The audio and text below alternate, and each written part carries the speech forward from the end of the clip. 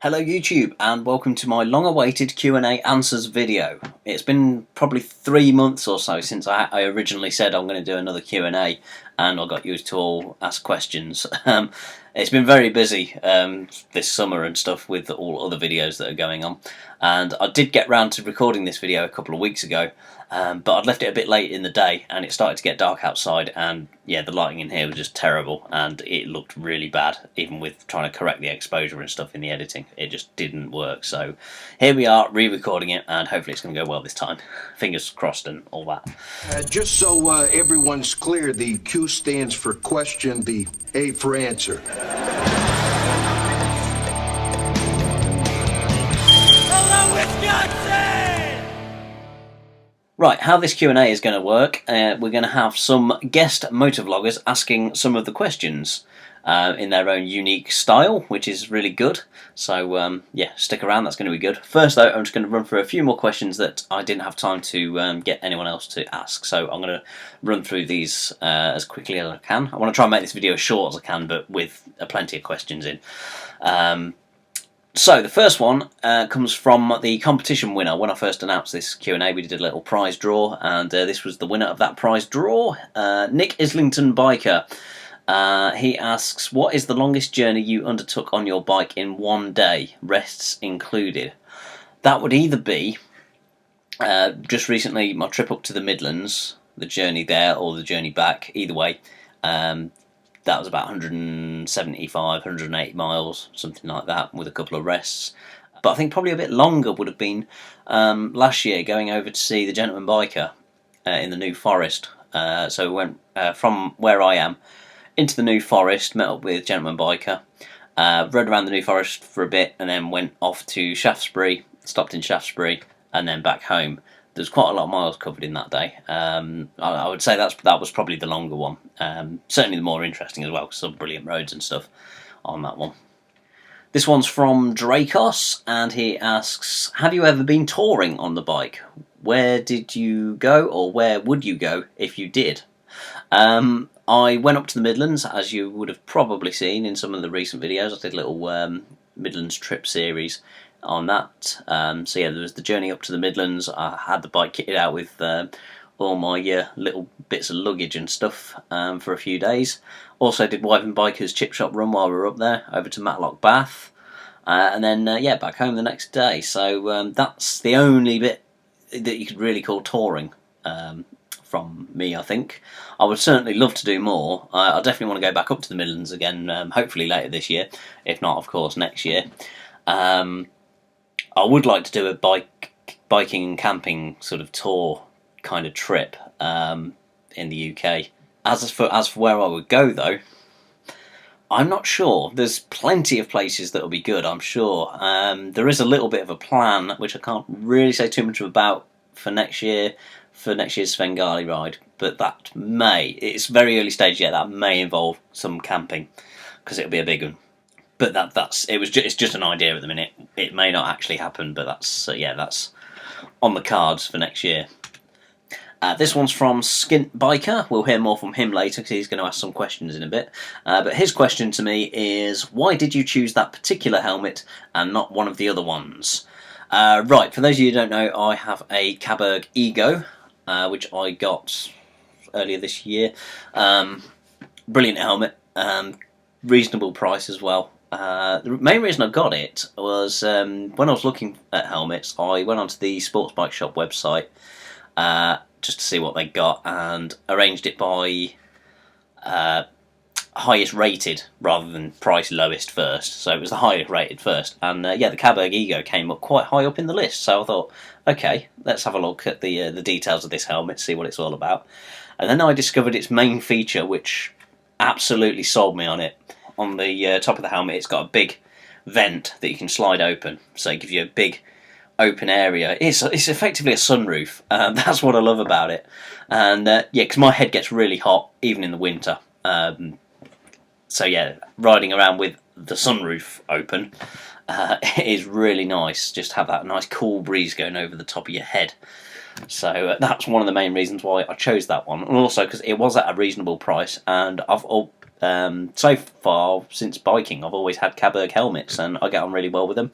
I like the ratchet strap, chin strap system that they have. Plus, this one's got the internal sun visor, which is pretty good. Yeah, that was about it, really. It seemed to be a good helmet. Had some very good reviews. So yeah, that's what I went for. This one's from Triumph Ant. Did you feel a bit of a knob riding around wearing the Biscuit Monster? Well, he's referring to the Cookie Monster head. I think for copyright reasons, the company that makes it can't actually call it the Cookie Monster because of copyright. I don't know what they actually call it, but I refer to it as it's actually the Biscuit Devil. I think I referred to it as my name for it in the video. No, not really, because when I was riding around with that, no one really seemed to notice. There was a couple of people that spotted it, but riding around, there wasn't really that many people paying much attention. They got their face in their phones, as you'd expect. So, no, not really. But I imagine if I'd have probably gone out on it around this time of year, the height of summer, there's a lot of tourists around in this town. I'm sure it'd have turned a few heads. I might have to do that, actually, to get some better reactions. Okay, it's now time to hand over to the guest motovloggers who are going to ask some of the questions. So we will start off with the Yellow Peril. So we'll head over to him somewhere in Wales, I believe he is. So over to you, Yellow Peril. Let me know what people are asking. This is the Yellow Peril, and these are questions for Phil 480. J Stanger 16 or J Stanger 16. How long did it take you to get noticed on YouTube? When was the first time you hit 100 to 200 views, and how many subs did you get? I didn't really keep too much of an eye on. I'm not sure if you mean 100 views on a video or 100 overall views on the channel. If it was just channel views, that from what I remember, it didn't seem to take too long after I put a few videos up. It was, I don't know, probably a month or two. I don't know the first time when I hit 100 views on a single video. No idea on that one, actually. But yeah, starting off, I think looking back at the history on my channel, when did I actually? Bear with me. Let me have a look at this. Right, I've just had a look. I started, my first proper video went up on YouTube, well, it was just gone 2 years ago now. Late July, I think it was the 23rd of July, 2013. By October the 25th, 2015, I'd uploaded my 100 subscriber thank you video. So 3 months, 3 months was when I hit 100 subs. But yeah, as for the views, I'm not quite sure when that happened. I didn't really keep too much of an eye on that one at the time. But it was good starting off anyway, because I had some good I had some good motovloggers following me very early on. Skeggy Cruiser, he was one of my first subscribers, and he gave me some good tips when I first started. Bandit Nev and O2 Big Kev, they were early ones, as well as Captain Cranky, Jim Payne, the old fart on a motorbike, Skunk Darkstone. They're a few of the first ones to subscribe to my channel. Okay, next question. Okay, Charlie Tibbles. What do you think about classic bikes and or their modern recreations, e.g. Norton, etc.? I quite like them. I do like that sort of the classic look, but with modern features. I do quite like a bit of that. For me, having one, I don't think I could, because they look very nice, and there's a lot of shiny bits, and that's a lot of polishing. And I don't mind a bit of polishing, but when there's a lot of it, I couldn't have it, especially as I ride all year round. I'll be having to polish it every day. And I definitely haven't got time for doing that. But no, I do like that classic look on modern bikes. Yeah, you got like the Norton ones. Who else do it? I think Triumph do some of their classic looking ones, like the Bonneville, things like that. Yeah, I do like them, but probably couldn't own one. I'd certainly love to have a go on one, that's for sure. So, Lurch on a bike. Question: what's your favourite film? Allowed to be crap one if you enjoyed it. Oh, well, I can easily tell you my favourite film or favourite set of films, but yeah, allowed to be a crap one. As for crap films go, I quite like some, just because they are crap. such as Snakes on a Plane. I seem to remember that was pretty terrible, but I enjoyed watching it anyway, just because Samuel L. Jackson was in it, and it was quite terrible. And I do like my spoof movies, like Hot Shots and Airplane, that sort of thing. I mean, they are good ones, but there's some awful spoof films, such as Meet the Spartans. That was a disaster. Yeah, what else is there? That sort of thing. They're the sort of crap ones. They're kind of enjoyable to watch because you know they're going to be crap. But as for my actual favourite film, that is Back to the Future, the Back to the Future trilogy. That is my all-time favourite trilogy. Closely followed by Star Wars, and just recently the Avengers films. I'm liking all the Marvel stuff at the minute, of course. And one of the classics I do like, well, I say classics, I don't know if you call it classic, or cult, or Tremors. Only the first two, though. Tremors 1 and 2, brilliant. And then it kind of got a bit crazy from 3 and however many they made after that. But yeah, the first two Tremors films, I do quite enjoy them. That's gives you a rough idea on what my favourite films are there. Thank you for that one, Lurch.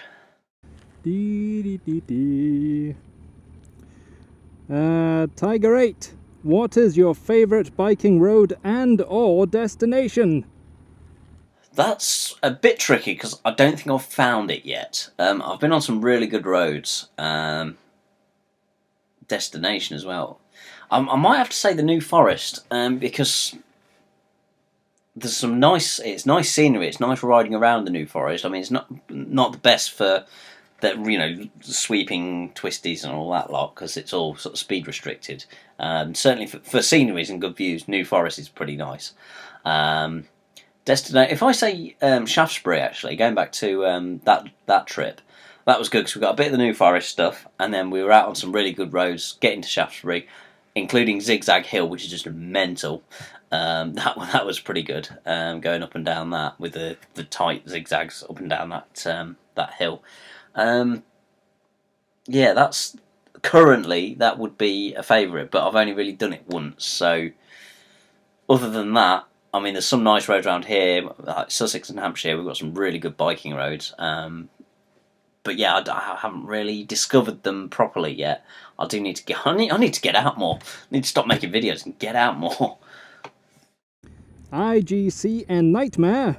Was there any vlogger in particular you took inspiration from when starting out vlogging, or still take inspiration from now?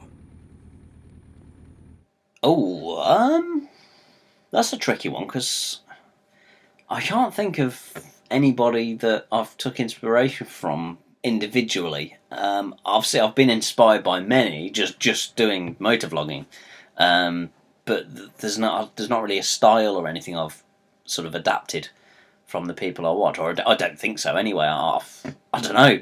I'll just sort of do my own thing with it when it comes to editing and stuff. Yeah, it's a tough one, really. I don't really know. I can't say there's anyone I know of that I've took inspiration from. Unless, of course, you tell me. Is there anything that you can pick up on mine that sounds like it's been inspired from somebody else? I don't know. I mean, obviously in the early days I'd have been watching Baron and Spicy and who else? Premises, guys like that. But I don't think there's anything particular that they do that's inspired me at all, other than just motovlogging as it is. That's a tough one. I don't know how to answer that one. Sorry about that. Okay, thank you for them questions, Yellow Peril. On with the next questions, we will go over to Metalhead, who's going to ask some. Over to you, Metalhead. Hey guys, how's it going? For those that don't know me, my name is Metalhead18241, or just Metalhead, or whatever you fancy calling me, to be honest. Anyway, let's get down to these questions. North Essex Biker asks, what would your next bike be if money were no object? Next bike, money no object. I don't know. I'm currently in the process of discovering what I want next. I'm looking at Triumphs at the minute. I do seem to be leaning towards Triumphs. Possibly mostly inspired by Captain Rambunctious on this.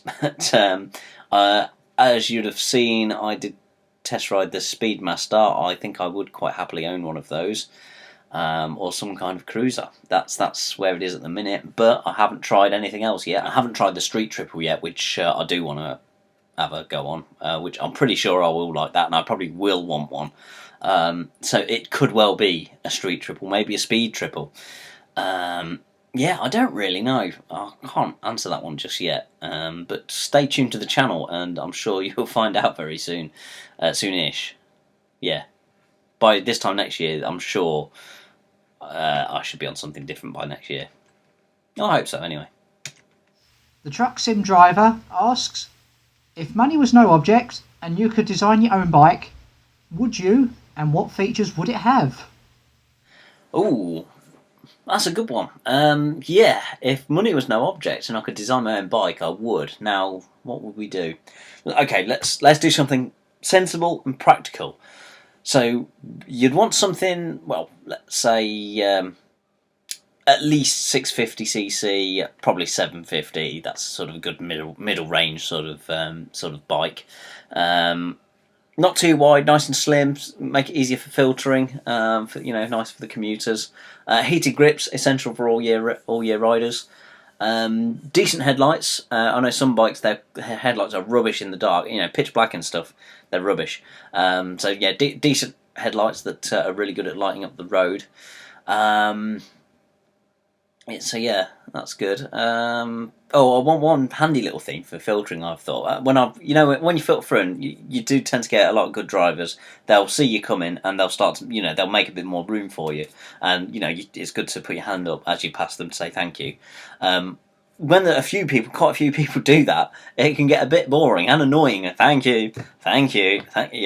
So on this bike, we'll fit a little LED sign on the back, which has got a switch on the handlebars so you can activate it. So as you're passing a good driver that's allowed you some extra room, you can just click the light on and it'll LED up saying thank you, something like that.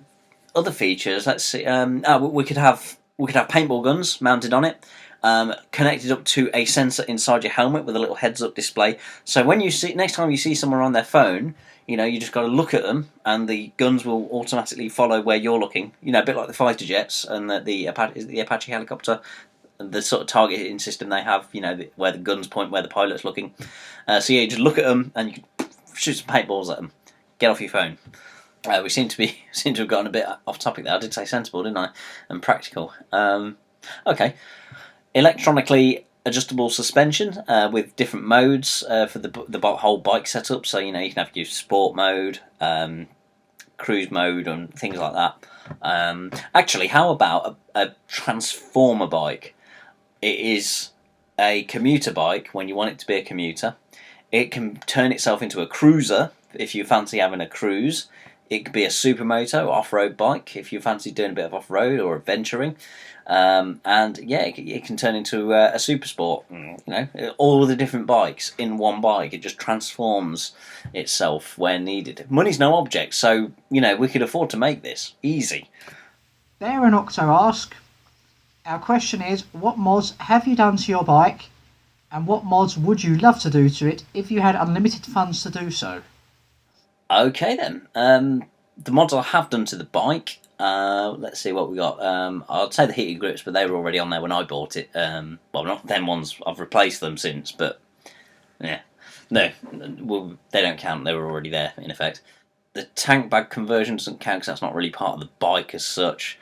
Because I took the tank bag off the tank and found a way to strap it around the seat, so it's more of a tail pack now. What else have I done? There's not really that much I've actually done yet, but there are things on the cards. I am looking at getting a new set of end cans very soon, because the stock ones on there, they're fine, they're just a bit quiet, a bit too quiet, and they are starting to rust a bit. So I'm looking to get some stainless steel end ones which have removable baffles and stuff, so I can have them extra loud if I want them to be.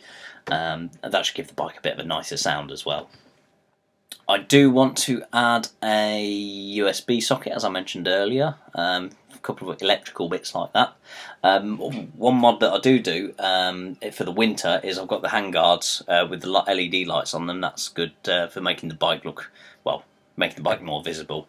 Originally I put the handguards on there to sort of help with the wind, but They work a bit in the really cold weather, but I don't think it makes that much difference overall. As for what I'd do if I had unlimited funds to do so, well, you see the last question there. I'll just turn my bike into one of them, I think. And finally, 2 questions from the Spiky Biker. If you were a cheese, then what cheese would you be? My money's on a brie. Definitely not a brie, that's for sure. I would either be Red Leicester, because I'm sort of from Leicester, or Edam. I don't know why, just that's my answer, and I'm sticking to it. If you wasn't a motovlogger, then what other hobby would you have taken up? I would have probably continued on with other previous hobbies. I mean, I would probably still be doing my radio stuff.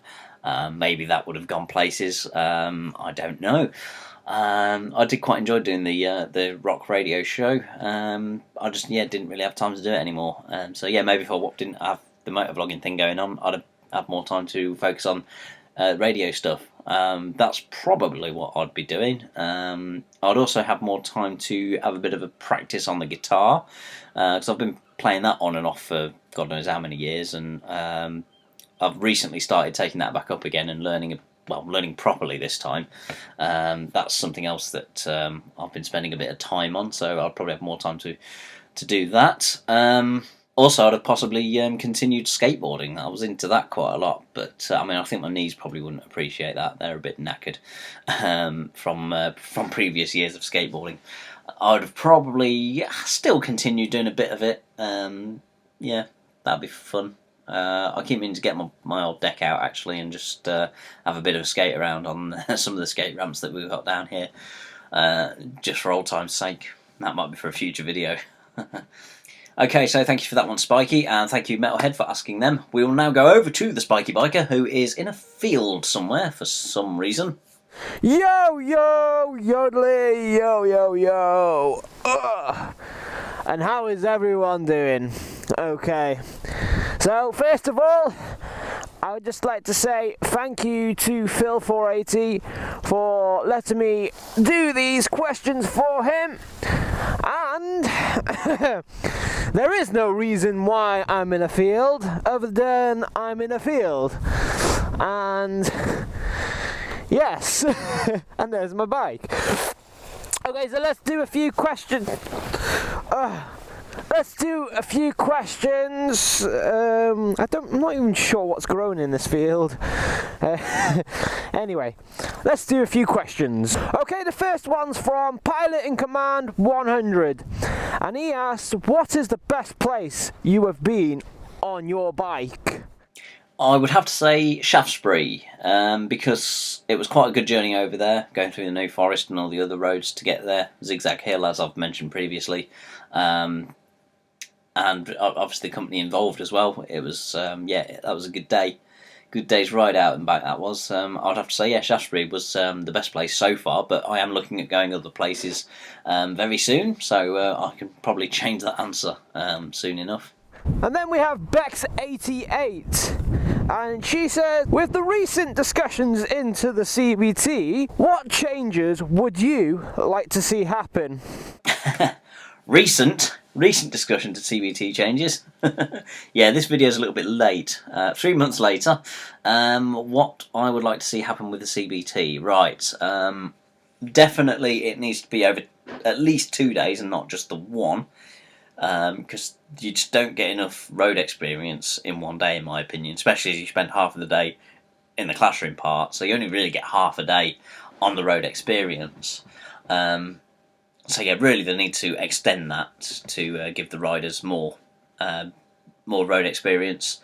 They need to focus more on road positioning as well, because I'm not sure how much they do of that on CBT, but going off what some of the L-plate riders I've seen, the way they position themselves in the road is not what you want to be doing. They're riding as if they're on a push bike, right over to the left, and I'm just like, no, get out to the middle where you belong. And obviously, corners and stuff, positioning for that. The sort of thing you learn on Bike Safe. I think maybe they could, if they could incorporate CBT with Bike Safe something like that. Maybe that might be an option, a good way to go, perhaps. Because yeah, it's just not whatever they're doing in CBT these days. It just isn't enough, really. I don't think. And also, I think if you're taking your CBT on a automatic scooter or whatever, just a twist and go thing, then you should only be allowed to ride one of them on the road. A bit like the car license. If you want to ride a manual motorbike on a CBT, then you need to take your CBT test on a geared machine. You need to be able to control a geared bike, because it is different to having an automatic. Yeah, that's definitely one thing that they need to change. Yeah, I think just general road sense and observational skills and things. Lots needs to change with the CBT, I think. That's for sure. And also the theory test should definitely be part of the CBT. You need to be able to pass a theory test, including hazard perception. Okay, the next one is Jack the Muss. And he says, if I got you a storm costume, would you ride a push bike with me on weekends? Ah yes, Jack the Muss. Of course, this video is really late. Everyone's forgotten about the whole Jack the Muss cycling fiasco. So if you got me, so you want me to wear a Storm costume? Which one's Storm? That's Halle Berry, I think. No. If she was going on this bike ride, yeah, I'll probably turn up on a Wolverine costume. No, yours is Wolverine, isn't it? Who's the other guy? Oh, Cyclops. Oh, I don't know. Yeah, we'll go for an X-Men ride out on push bikes on a weekend. Yeah, why not? Sure. Okay, and the next one is Captain Rambunctious. And he says, if money were no object, which Triumph would you have? Of course, Captain. Which Triumph?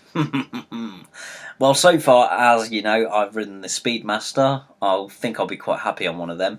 But I think I would like to try some of the other ones as well. I mean, I'm not sure the Thunderbird Storm like you've got, Captain. I don't think that's quite for me. I mean, when I sat on yours at Loomies a few weeks ago, I nearly pulled a muscle just getting the thing off the side stand.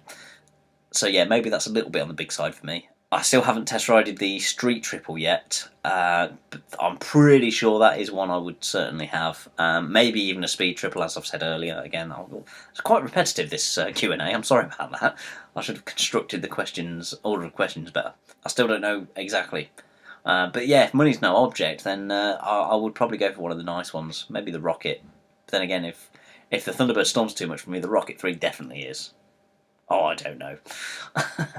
I'll just say Thruxton and be done with it. Well, yeah, sorry, we'll go for a Thruxton. And lastly, Mr. Bunny Boy Biker. And he says, if you had your own brand of motorcycle, what would it be called? And what would you do to make me buy one of your brands over other brands? Like special features such as using a minigun on the handlebars. Which is probably not a bad idea, actually. A brand of motorcycle would be called... I can't really think of a good name. It'll probably just have to be like some 2 or 3 letters that don't actually mean anything, and just keep people guessing what they stand for. Like B and Q. What the hell does that stand for? Again, going back to Truck Sim Driver's question about designing my own bike with money no object. See that answer, because yeah, I'll sell you. I could sell you one of them with all the special features, including the targeting paintball guns. We could probably arrange a handlebar mounted minigun. That could be quite effective. But really, the deal would be to really make you want to buy one of these bikes. Would be you get a free pack of cookies with every purchase of motorcycle. Who can turn down cookies, Oh, and as well, these bikes can have the option of having onboard cameras fitted in several places, so you can get some really nice camera angles. But it's all integrated into the bodywork, so it's nothing ugly sticking out. It's all part of the streamlinedness of their design. And to get the footage off these cameras, all the footage is saved not onto several micro SD cards. It's just one micro SD card in the console that once you finish recording, you can just take the card out and then you can get the footage off it to edit, and footage from all the cameras will be there synchronised perfectly on this one SD card. And I'm sure we can find a way of synchronising it to your helmet camera as well. So yeah, is that selling it for you, Benny boy? Did I mention the cookies? Yeah, I did. So thank you for that one, Benny Boy Biker, and thanks for asking them, Spiky. Now let's go over to Benny Boy Biker somewhere in Leicestershire. Right, hello everybody, Benny Boy Biker here. Oh, it feels a little bit strange, I don't know what's going on. I think I'm on the wrong channel. It feels like Phil 480's channel. That's because it is. And the reason I'm on Phil 480's channel is because he's asked me to ask him some questions. Yeah, so he's doing his Q&A, and I don't know if anyone saw my Q&A, but Phil asked me some questions, so I thought I'd return the favour and ask him some questions. But first, I'm just trying to find somewhere, because I thought, where can I ask these questions, you know, what can I do? And I thought, I know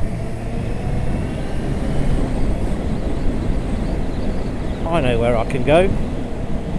Let's see if you can figure it out where I'm going. Yep, so I thought I'd come down here because this is one of Phil's favourite places in Leicestershire to come. Obviously, if you don't know where Phil used to live, he used to live around this area. And he had a bit of an incident just here. So I thought I'd come and have a look. I knew it.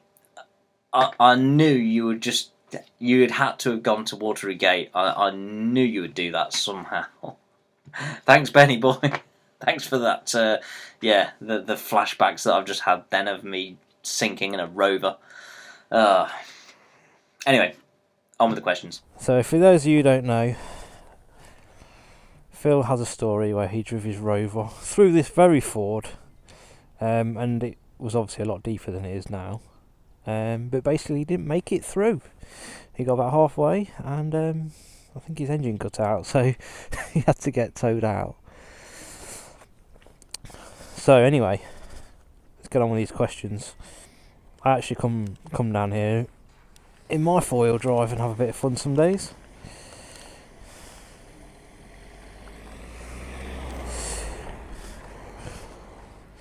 Right, let's get on with these questions then. So the first question, Phil, comes from Steve Gelvier. Is it Gelvier?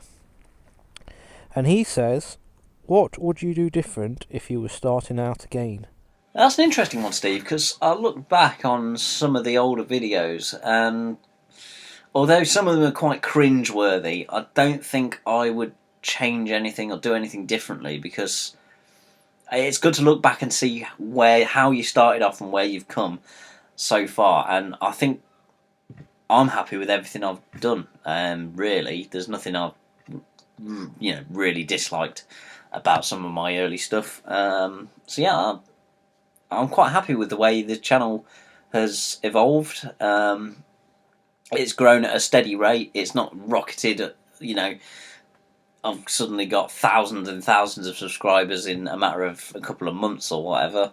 It's been nice and steady. It's been good to see this nice and steady progress. It's been easier to keep on top of things, and of course it's not it's not slow or anything. So I'm quite happy with the way it's gone. I would say perfect, but I mean nothing's perfect really. But yeah, I can't complain. That's for sure.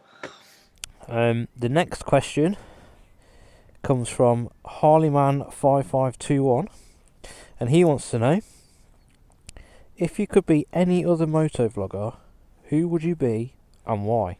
Oh, if I could be any other motovlogger, I'm going to go with this as being any other motovlogger for the day. So let's see, who has the most fun? Actually, I'll probably say Lamb Chop, because it looks like he has a lot of fun when he's out on whichever bike he's on. Yeah, and of course he's taller than me, so on the KTM and stuff, he can actually fit on that, and I don't think I can. Although we're probably about to find this out very soon. Next time we're at Loomies together. Yeah, because I would love to have a go at some off-roading, and I just don't think I'm not the right height for that. I don't think I can handle the bike very well. So yeah, it'll probably be someone who does a lot of off-roading. So yeah, perhaps perhaps Lamb Chop, or one of them guys.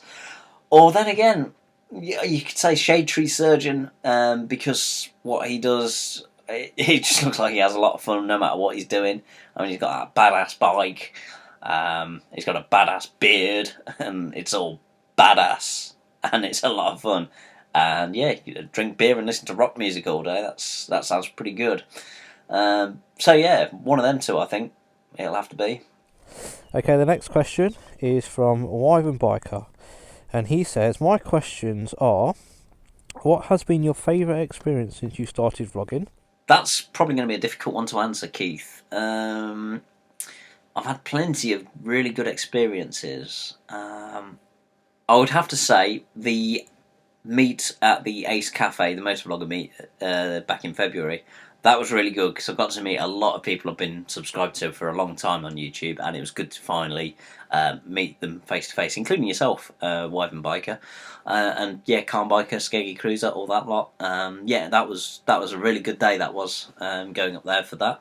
So that'll be my favourite experience. Have you a particular bike in mind when you decide to upgrade? As for the bike, well, I've kind of already answered this previously. Yeah, I don't know yet, really. It's looking, in my mind, I can see myself with a Triumph, but who knows what's going to happen between now and actually upgrading. I mean, there's still other bike brands to try out. I mean, I'd like to try the ER6, a couple of the Kawasaki ones out, and whatever else I can have a go on, really. And finally, who is your favourite vlogger? Favourite vlogger? That's a tricky one as well, because there's so many I like, and there's so many different styles that they do. For all the sort of random encounters and idiots on the road kind of videos, I'd have to say Premises 187, mainly because of the way he edits his videos and just his classic reaction to things. You have no idea what he's going to come out with, and it's always hilarious. And his style of editing as well, going to the trouble of putting all the subtitles on as he speaks and things like that. So yeah, I'd say Premises 187 for all like the random encountery type of stuff. As for other stuff, Spicy is one of them because of how funny his vlogs can be, like randomly, and also, I mean, he's quite an intelligent person. It's quite interesting to watch some of his topics and things. But yeah, I struggle to think of one person who is my top favourite. I have several really across the sort of range of topics that you get. Yeah, it's a bit of a tough one, that one. I'm not really sure how to definitely answer that one.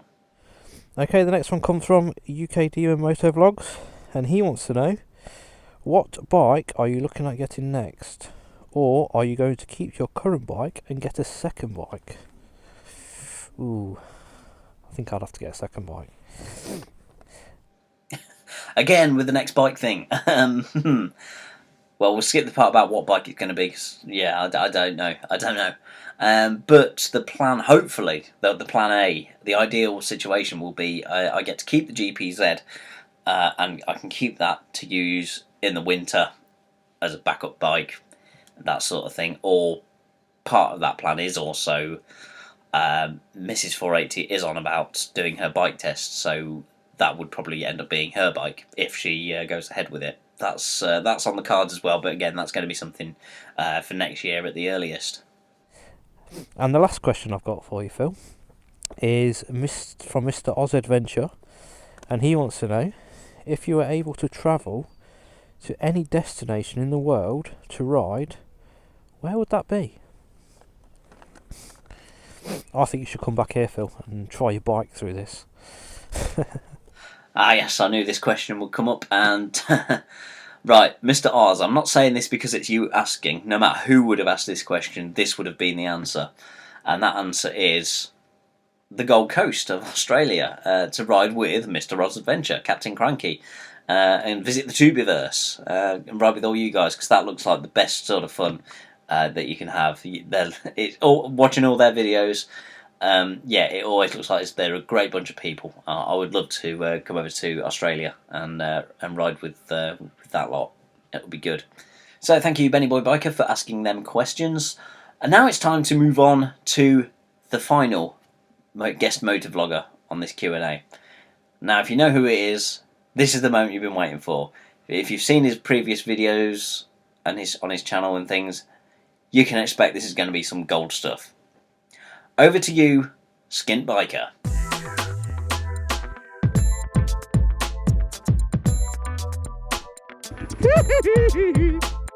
Phil 480's done a Q&A and he's asked some people to do the questions for him. My first question's got to be, are you getting us to do it because you're too bloody lazy or what? So, who knows, that's mine.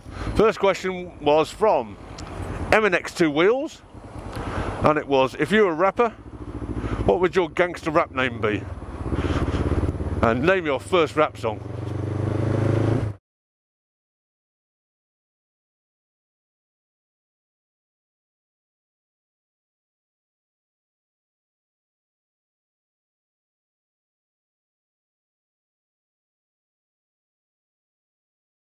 If you were a rapper, what would your gangster rap name be?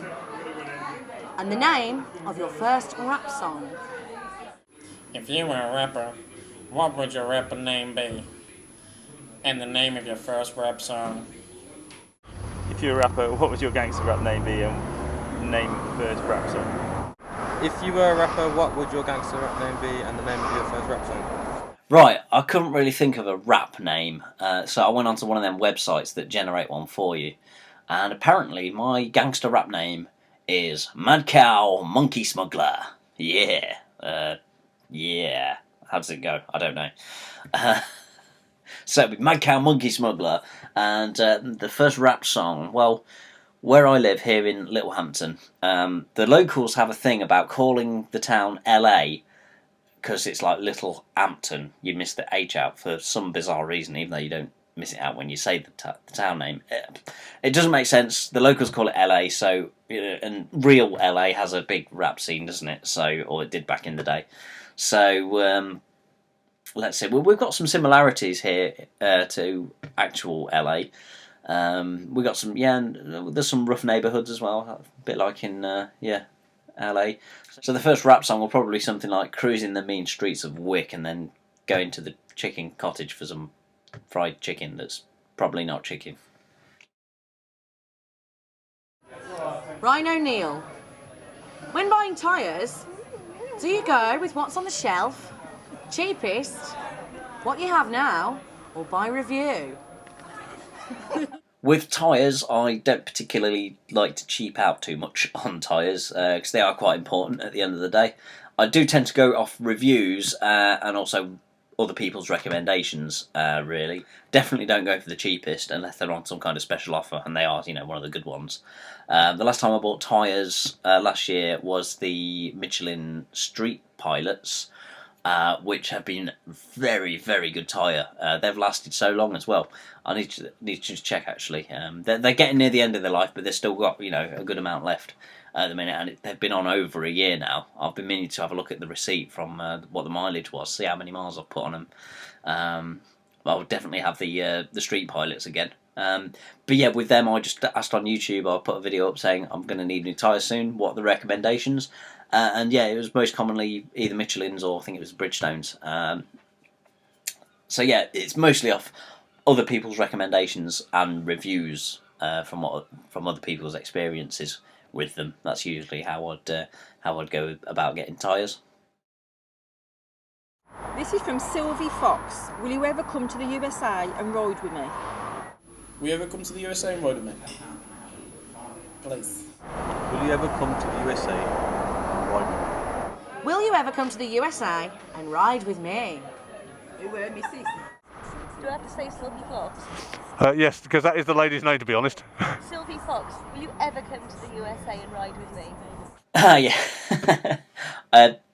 If it makes you all feel any better, I made that mistake too. I thought Sylvie Fox was a girl, but it's not. It's a bloke. So Yeah, if I do ever get the opportunity to come over to the States, I would love to ride with, quite a few people over there, of course. You got a shade tree surgeon, definitely worth a visit over in Florida. And Sylvie, I can't remember where you are. I think it's is it? Oh, I can't remember. Wherever it is, anyway, I'm sure. Yeah, if the opportunity was there, yeah, definitely, I'd come out and have a ride with you and whoever else is round your way as well.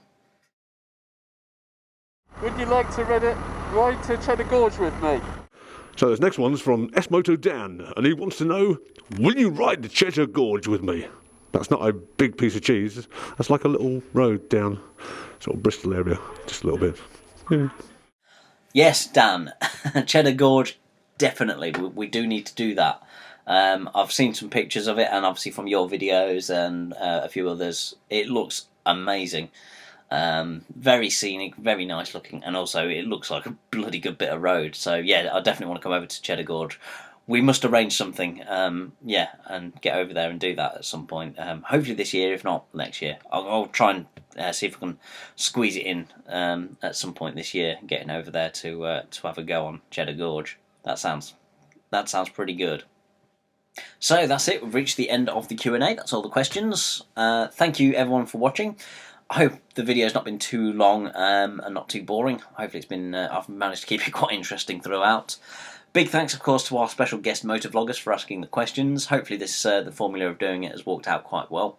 So thanks, of course, to the Yellow Peril, Metalhead, Spiky Biker, Benny Boy Biker, and of course Skint Biker. And of course, thanks to you lot for putting up with this for however long this video is. Thank you all for watching. Ride safe. I'm going to leave you with some outakey type of bits from Skint Biker's footage. Here we go. Bye bye. When buying tyres, do you go with what's on the shelf, the cheapest, and what you have now, or buy review?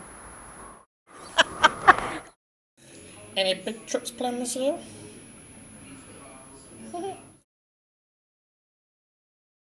Would you like to ride Cheddar Gorge with me? That just sounds so wrong. Trying to think of an accent. S-Moto Dan, would you like to ride Cheddar Gorge with me? Who is George?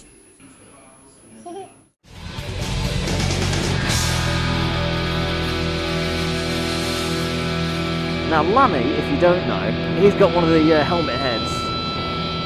Pretty much, I'm sure all of his videos he wears it. It's a dog. So I've got my Cookie Monster one with me. So in a short while